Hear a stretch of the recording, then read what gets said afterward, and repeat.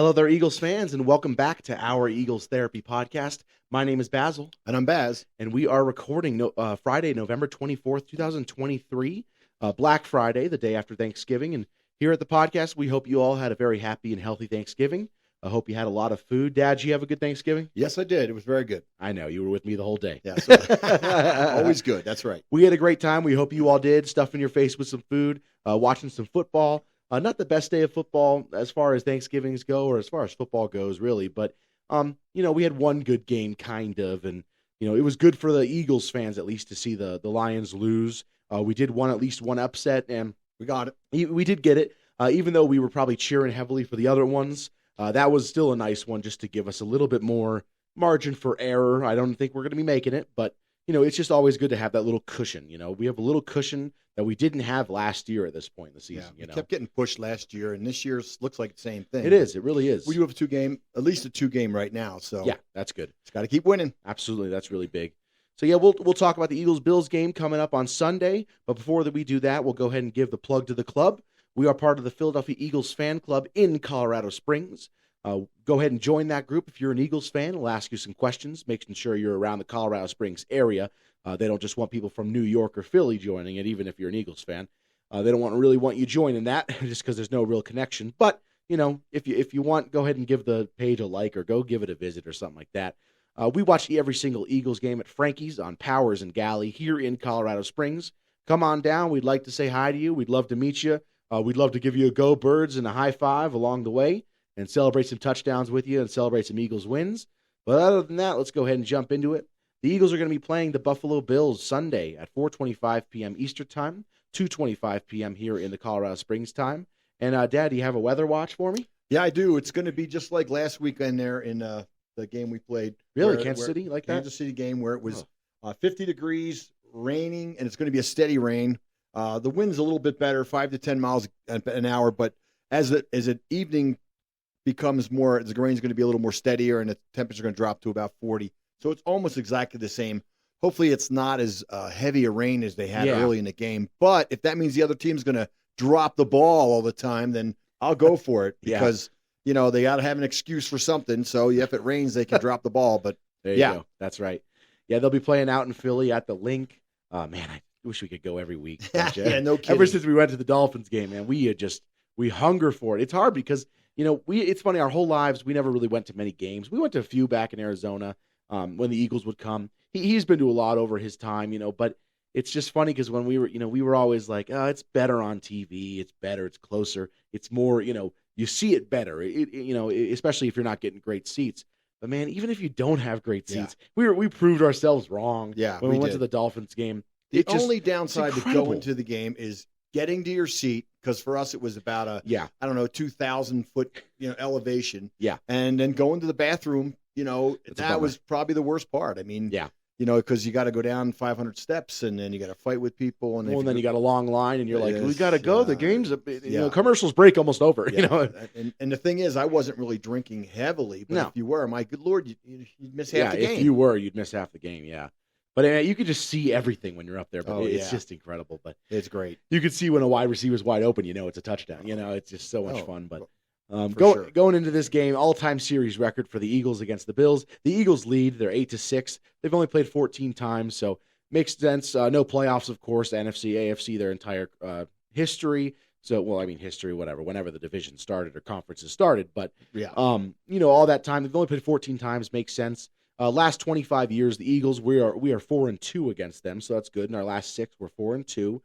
Dad, do you have a favorite Bills memory, a favorite Eagles Bills memory? There's not really a favorite memory I picked the game from 2019. Wentz was playing well at the time. Oh, yes. And we came in. Josh Allen was the man, of course, back then. He was still an MVP frontrunner, and we played them up in Buffalo. Yeah. And I just remember it was real windy that day, and we ended up winning pretty good. But, there was a good sack fumble there in the game. I remember that. Yeah. And Allen didn't look so good, but there's you could always go back to some of the older games, back when Bruce Smith was playing, trying to sack, Ron Jaworski, Randall, and he got out of it and threw a 95-yard touchdown. But we lost the game. But we lost that game. So you can't. I can't ever use one of those lost games as a favorite memory. That's true. Even though that play is one of our top 20 plays. Of all time, easily, yeah. But You're yeah, right though. It's hard. It'd be like the Philly special in the Super Bowl if we lost. right. Right. You wouldn't go back to it. And go, that's oh, a great it's play. a great play. I don't want to see that. No, yeah, no. It's like when I see the Exactly. Super Bowl highlights with AJ Brown catching the touchdown. You're like, yeah, that's cool. Yeah, Doesn't matter. I don't Right. care. exactly. But yeah, it's funny how a thing can ruin a loss can ruin that type of memory. But I chose the 2015 Eagles Bills game. It was the first time Shady played against the Eagles. It was in Philly. It was a really good game, really close game. Eagles ended up winning 23-20 on a last-second interception. We were playing against Tyrod Taylor, and Ed Reynolds had an interception up the left sideline. And I just remember it's funny. He was a second-year guy, Ed Reynolds, a fifth-round pick the year before, and we thought he was kind of like, oh man, he's on the rise. He'll be good. No, he's out of the league 2 years later. And you're like, oh shoot, man, like. It's kind of funny how that goes too. You have a player in mind early on in their career, and you're like, "Oh, he's gonna be great." And it fizzles out. We'll get to one of those later, but yeah, I did put Miles Sanders' 2019 game. He had a 65-yard touchdown in that game that you were talking about. I put that as an honorable mention. I do love that play and that game. It was the first time in a long time that a team has used, well, at least the Eagles have used like an I back. We had an I-back split formation back there or something like that. I can't remember the exact. I should look at the play, but it was either an I formation or it was a split formation. And Jordan Howard was the fullback on the play. He was a lead blocker, and teams barely ever do that, and Eagles never do that. So it's very rare to see that, but it was cool to see it then. But cool, what Eagle are you most looking forward to playing on Sunday? Well, since we all know that Barnett is no longer going to be on the team because we released him today. We were going to get to that. I'm going to have to go with Nolan Smith. I'm going to be watching him. I'm going to be watching number 3. I saw him in the game a few times last week. I don't really think he did much, or he didn't at least get a sack. But I mean, he only played 5-6 snaps, right? Yeah. But there wasn't many. But I know we were always watching for him because our table at the while we're watching the game will always keep an eye out for him because we're still high on him. We want him to be one of those guys. So, but yeah, I don't remember him doing anything, but. Hopefully now he's going to get his shot. We've been talking about it for weeks now, that he gets to play and makes a difference and becomes the player we hope he is. Yeah. He only got to play 5 snaps the other day. That's incredible. It's really frustrating. Well, Barnett wasn't even in the game. He didn't play that game at all. I know Fletch was out there an awful lot in that game. Yeah, they threw out, Graham played 25 in that game, but really it's just Sweat and Reddick. They were just nonstop, 68 snaps for Reddick, 67 for Sweat. Man. The other team had 79 snaps on defense, right. So they played a lot of them. Yeah, I know Cox was out there more than I want to see him out there. He was out there for 58 snaps. He was out there an awful lot, but he probably had to stay out there when Milton Williams went down for a concussion. Hopefully he's going to be playing this week. No, not gonna. We'll get to that stuff later. Okay. But I'll go ahead and talk about who I'm most looking forward to as an Eagle. I got Darius Slay and James Bradbury, which kind of bleeds into what I think is my matchup of the game. I think it's Slay and Bradbury versus Josh Allen. Which versions of Slay and Bradbury are we going to get this week? And Josh Allen. Yeah, true. That's the thing. We have to force him to be Josh Allen and not Josh Allen. Right. You know what I mean? Because Josh Allen, when he's at his best, he's number 1. He's number 2, but maybe tied for number 1 best quarterback in the league. He's good. He is. He's amazing. When he's on, he's amazing. When he's off, he's the turnover machine. Yeah. And you got to force him to be off. We have to do it early. Keep him off his spot. Absolutely. He can't stand there in the back right. He's got to be moving. Got to be pressured. And he's looked awful this year with pressure. So, that's what we're looking for. And hopefully we can move him around. I'd also like this to be the game that, Josh Allen's been turning the ball over a lot. I mean, so has Hurts, but Josh Allen as well. And I'd like this to be the game that we start the turnover differentials a little bit better. I know we've been We've been talking about it. We've been turning the ball over all season long. We haven't got many turnovers in return. Not a lot of interceptions. What do we have? 4, I think. Not many. Maybe 5, maybe. I think Chiefs might have gotten it to 5, but we don't have many turnovers. And I think this is the game to right the ship. Let's get that turnover differential better. Yeah. Let's get some fumbles, get some interceptions, get something. I believe the last 2 games we have had the winning differential. What was the Chiefs? They had I think it was 2-1 on the Chiefs. We had 2. They had 1 turnover. We had, of course, they had 2. We had 1. Okay, gotcha. And then in Cowboys, Dallas, we won the turnover battle. Miami, I think we lost it. We had 2-0, maybe. I don't even know. Well, no, we had a pick. We did? Remember pick at the end zone? Oh, it was Slay. Yeah. Yeah.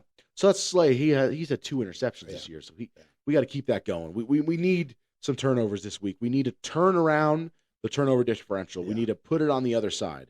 Who do you have as your matchup of the game?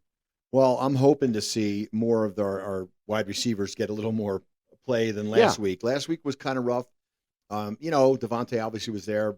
Brown didn't get used much. We're still in transition because Goddard's out again. You don't really have a tight end. I keep saying that I'd love to see Alberto or at least Calcaterra or just catch 1 or 2 balls just to keep that element of surprise, if you will. But I do want to say this thing.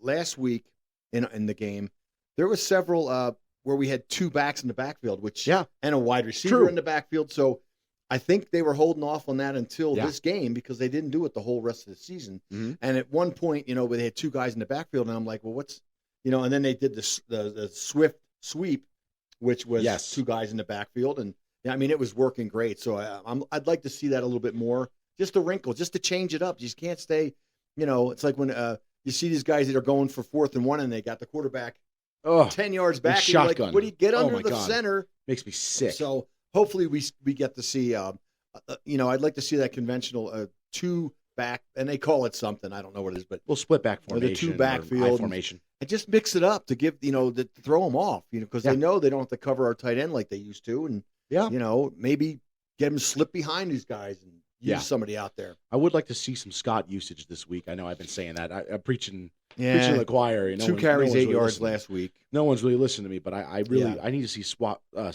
more in the pass game.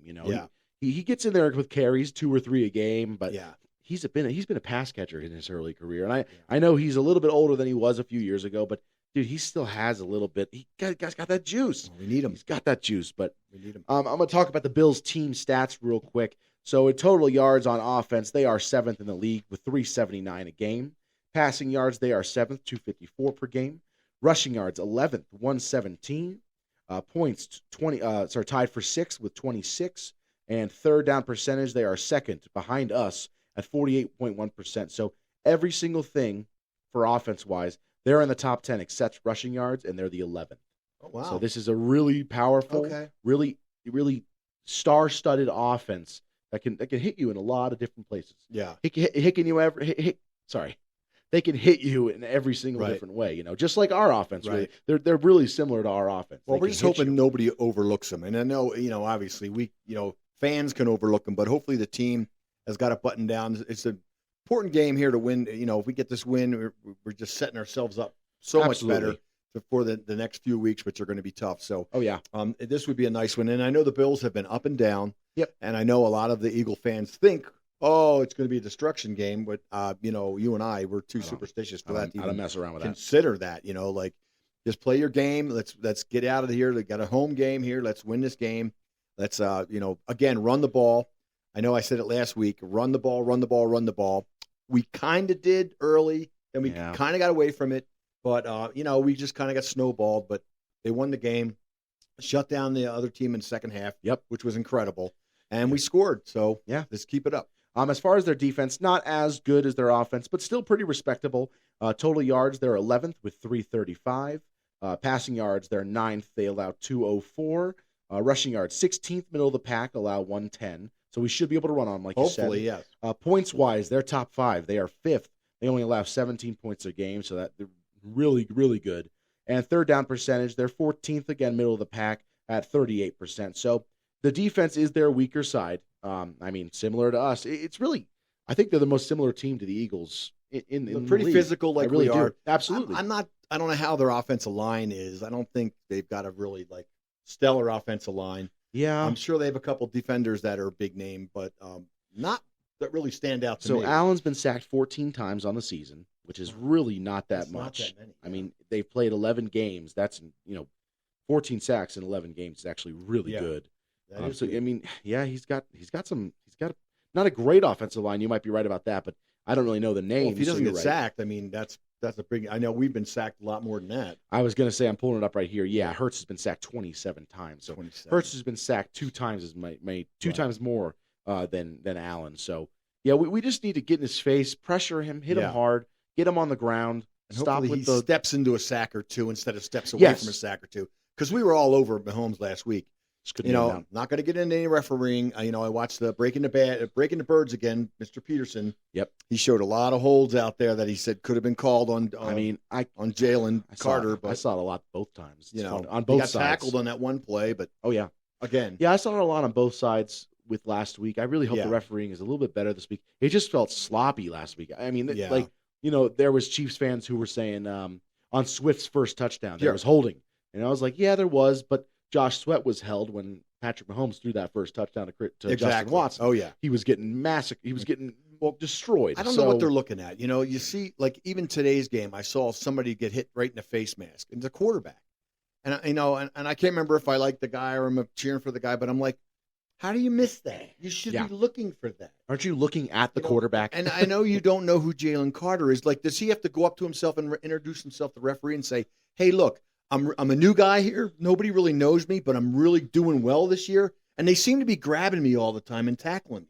Yeah. Could you keep an eye out for that for me, please? Because Aaron Donald would he'd get called. Yeah, I mean, They would call holding for that guy any minute. I of don't the day. want him calling every play holding, but when it's No, I an agree. obvious and it affects the play, that's the Yeah. thing to me. Yep. Go ahead and jump over to our roster changes. Obviously, my dad already kind of mentioned it, but Derek Barnett has been released. My guy. Big news of the day. Good riddance, long overdue, probably 4 or 5 years overdue. Yeah. It was just bad. It was brutal. This guy was such a waste of space the last Well, 2 years, yeah. 3 years. Really, I know I try not to talk bad about our players, but good God, I was tired of this guy. Well, I Take like it- I liked him, and I know you didn't, and that's the way it is with players. That's the thing. And Thank you. I was holding out hope for him to, but what first round pick, Mhm. uh, 6 years ago, 16th overall. We picked him before TJ Watt was drafted. right? I can never let that go. I'll Right. never and let I, that go. And I get that. And he had 21 and a half career sacks. His best season was his rookie year. Yeah, 6.5. Something like that. Maybe his second year he might He have might have more. had 6.5 or 7. But yeah, he never really got better No. like Sweat is. You know what I mean? Yeah. And It didn't help, and I said it before. It doesn't help that he broke Reggie White's Tennessee sack record. Because when he was drafted, it was like, oh, he broke Reggie White's sack record in college. Like this guy's gonna be. It's Yeah, unfortunate. doesn't work that way. Probably really affected. That affected the outlook of him. He probably wasn't that bad, but he was to me. I just was always disappointed. Thank you for the fumble recovery in the Super Bowl. Yes. Thank you for the sack on Case Keenum in the Vikings NFC sack Championship fumble, game. yes. Sack fumble that Chris Long recovered. Yes, he did. Thank you. But we're good. Yeah. It's time to move on. You got your ring. You did. You have to know when Yeah. to say goodbye. I mean, it's with been- him, they held on to. Well, what did we say? I think I was telling you this the other day. He had gone over a year, 2 years without a sack. Yeah, which I mean, last year he only played one game. Okay. And he got hurt in the game, so it's Right. he missed a lot of time. Yeah. So I mean, I can't really fault him for last year, but this year he's played respectable amounts of snaps. Yes, he not has. a starting role, not a 45 snaps a game. No, but he's played a respectable amount of snaps. And Nolan Smith has one more sack than him. Which So is amazing. Yeah, he's played 6 snaps a game, or 6 to 9 sacks. Yeah. not even a full game Yeah. after 9-10 weeks. Also, tell you this real quick. In his career, you mentioned it, Derek Barnett, 21 and a half sacks, Right.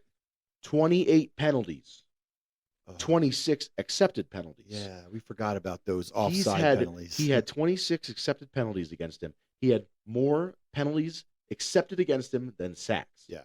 In his career. Yeah, and it was I always can't- a bad time in the game. It really was. You know. He would, I think it was in 2017 when he jumped off. He jumped off sides early and then ran Cam Newton. right. And the play was called dead, and he just tackled him to the ground. You're like, Yeah. what are you doing? Yeah. Yeah. All right. Well, we could take him off our roster. Yeah, I'm good. I'm happy to say I won't be typing him down here again. good. It is kind of funny that it's such an Eagles thing to have, we always talk about, we don't have an array of all-time players. Like a lot of teams, they get to go, we have the greatest running back ever, or we have a top 5 running back of all time. Like, we don't really get a lot of that. We have a top 5 defensive end ever, probably the greatest defensive end to ever play football.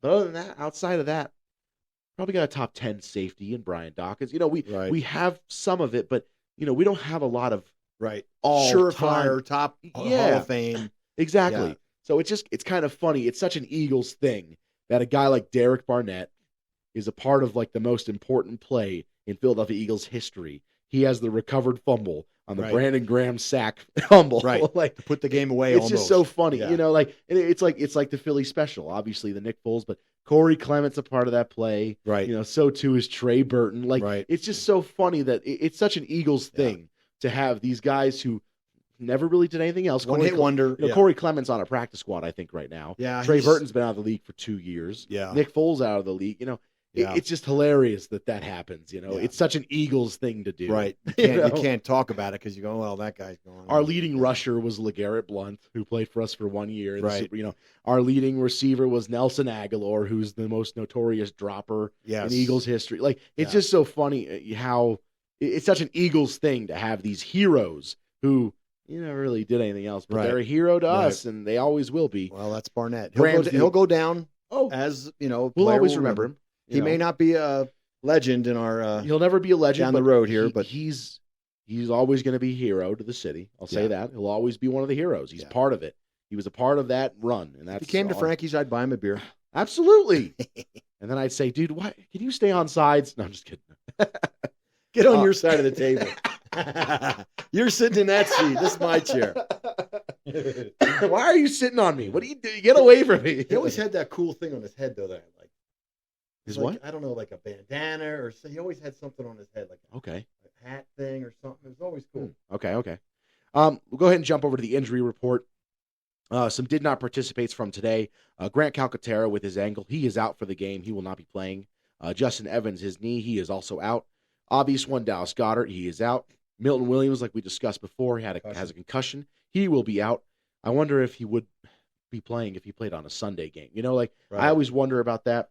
Monday night, Thursday nights, they kind of Yeah. throw a wrinkle in Or if that he's on the Niners, those guys seem to get concussions and still and play. then still play, yeah. I don't get that. Devontae Smith, he didn't participate today for his knee, but he is going to be playing. I was stressed. I was at work when I looked at the injury report and I saw Devontae on the did not participate today. Right. Oh my God! My heart dropped for a moment. Well, you know, I was terrified. Calcaterra, we knew he twisted his ankle. Rico Yeah. brought it up at the game. Yep. So we kind of knew about that. But Justin Evans, again, are consistent DBs. Yeah. He was playing well last week. Yeah, no, he didn't play last week at all. At all? No. Okay. Yeah, I have the snap count here. He didn't play a single snap last So week. what happened to him? He's He didn't even dress for the game last week. okay. So he did hurt his knee the week before. No, he's been out for like 8 weeks, 6, 7 weeks. I thought he played. No, we have Just Kevin recently. Byard now. He's been out for Byard's great. Dude, he's been out ever since Sidney Brown started playing. Justin Evans got hurt in like the second or third game of the season. It was I guess terrible. he's always close to coming back, but he's well, not back. we've talked about him. He's one of the most injury-prone players in history. Well, then it's time to cut him. You know, cut I him. know. If he's not playing and he's not part of this rebuild that we've been putting together here with these guys, we Yeah. might as well get rid of him. Yeah. And bring in somebody else. I hear there's a linebacker out there that somebody was talking about today. Leonard. Yeah, Got Shaq cut or Leonard. something. There's hopes to bring him in, but I don't know. I don't know. You know, Limited participants. Quez Watkins. He limited participant today with his hamstring. He's questionable. I assume he will not play. he's questionable to play any time the rest of the year. That's just I that's don't. got to be it. I don't think he'll touch the field. No, he's done. I don't think so. It's I thought weeks ago, but if he's still sitting on the hamstring. Yeah. Again, he's another one of the players I was hoping that would have a breakout season Yep. and talked him up. But Well, Nick Sirianni couldn't say enough about him. You know, he was Still. like, but if he's out now, it's time to it's over. bring in somebody. Bring up somebody from the Yeah. practice squad, Nagata or something. Well, no, what they'll probably do is they'll keep him off the roster and keep that roster spot for Justin Evans or something like that.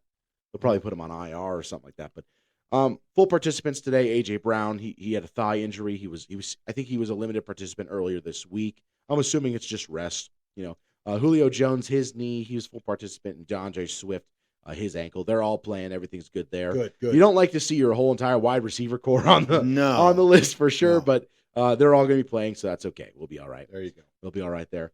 Jumping over to the we want to throw something into this new segment called the comment section, where we just want to give a shout out to all the people that commented on the videos. We really appreciate it. I think we got like 13 comments in the last one, so we just really appreciate all of that. Starting off, of course, as always, JJ. He gives us a comment every single week. We really appreciate you, man. Probably one of our biggest fans out there. Next, we've got your buddy. Go ahead. Vento. Yeah, he's found us about 2 weeks ago, and he's been It's so funny. He's commenting on the videos like that were made 2 months ago.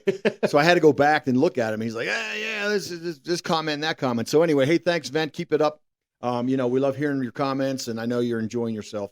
Yeah, watching us and listening to us, and probably yelling at us too at the same time. But next, I got my buddy Lane. Lane up in Denver is a Kansas City Chiefs fan. He commented.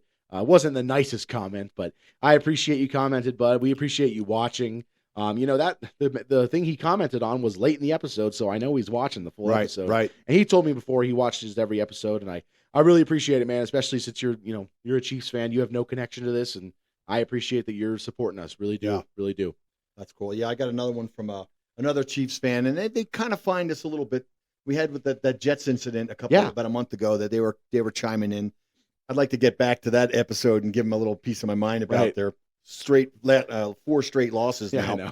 Robert Saleh not looking so good, is he now? Oh yeah. Anyway, Blue Laces. He was obviously a Chiefs fan.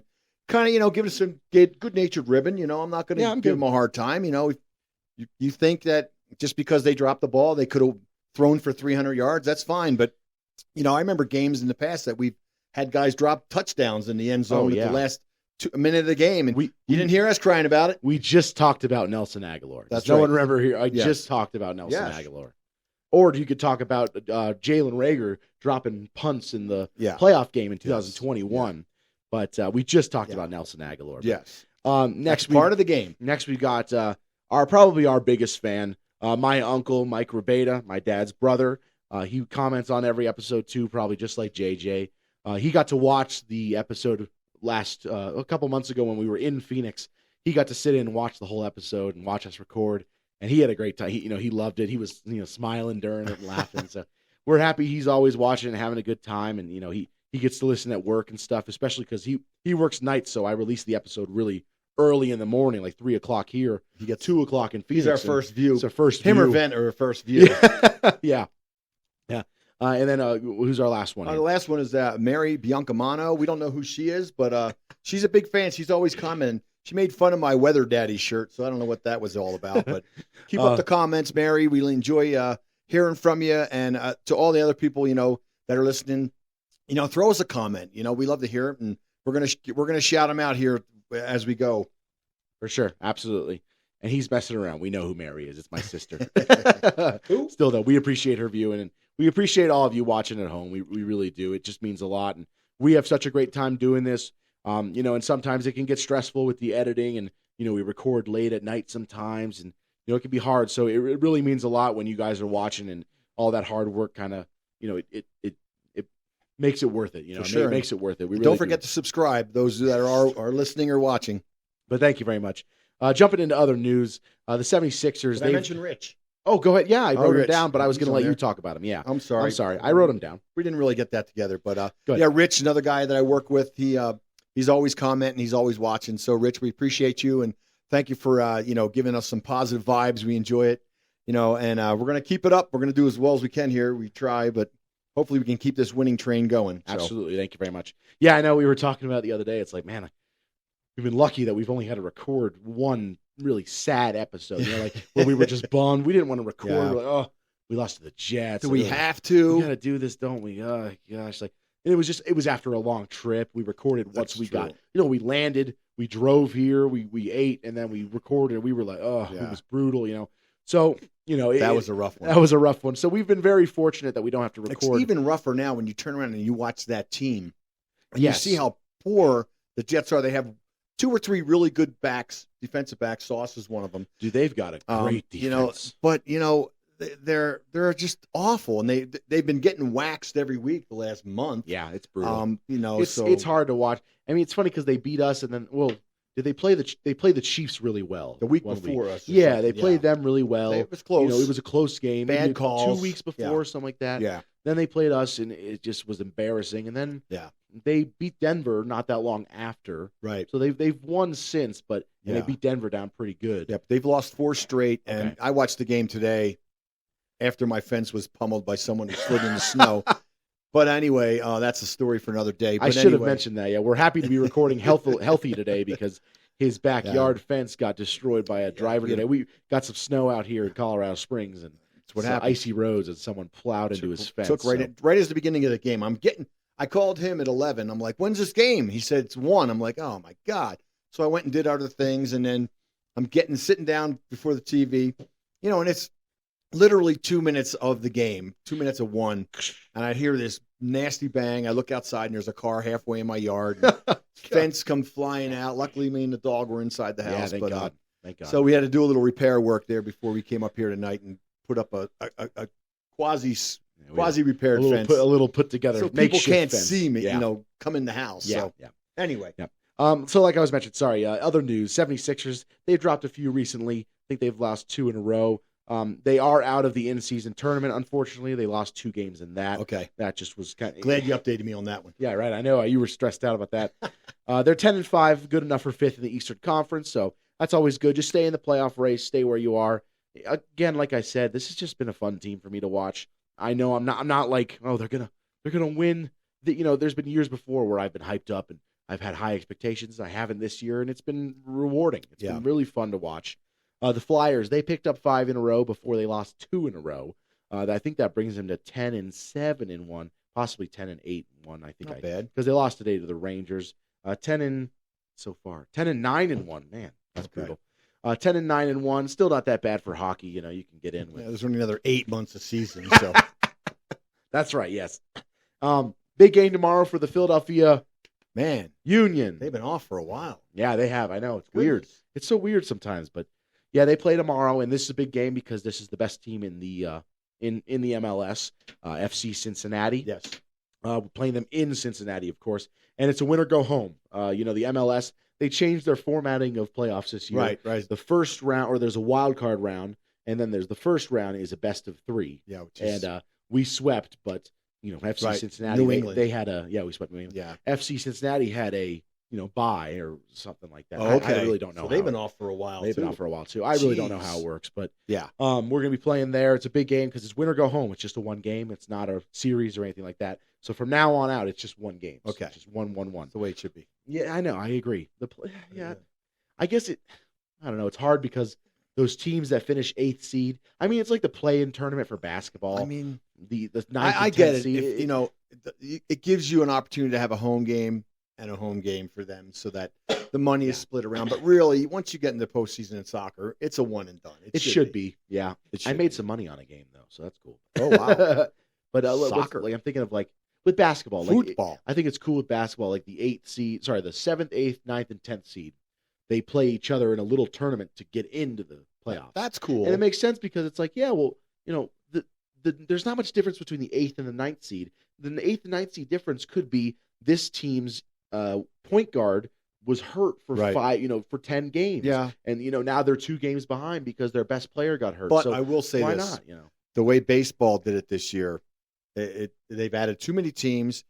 Some of the 2 worst teams were playing in the World Series.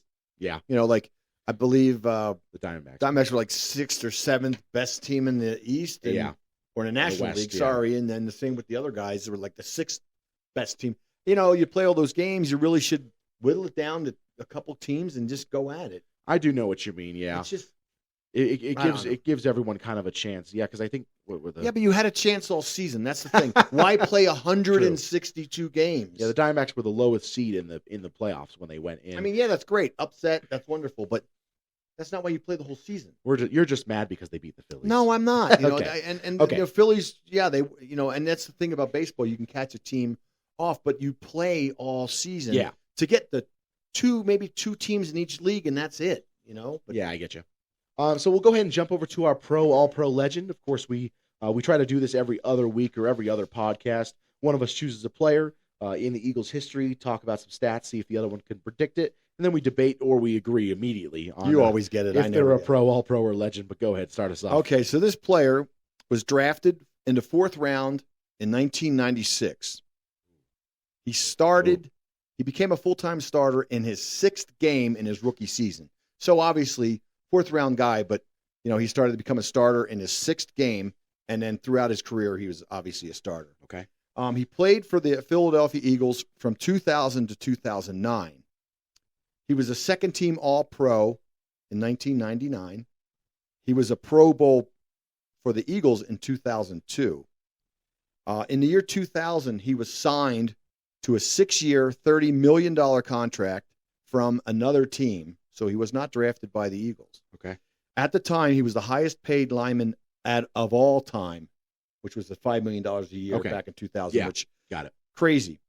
He started 196 consecutive games, and he played all 18 playoff games during that streak. Wow. So when he started, he never didn't play. Yeah. Yeah. And at the time, I think he was the second most prolific player. I'm sure players have passed him for consecutive games or even careers. The Iron Man. Yeah, he was an Iron Man. And the last little hint I have is he is a self-proclaimed dirty player. He was named the second dirtiest player in the league in like 2003.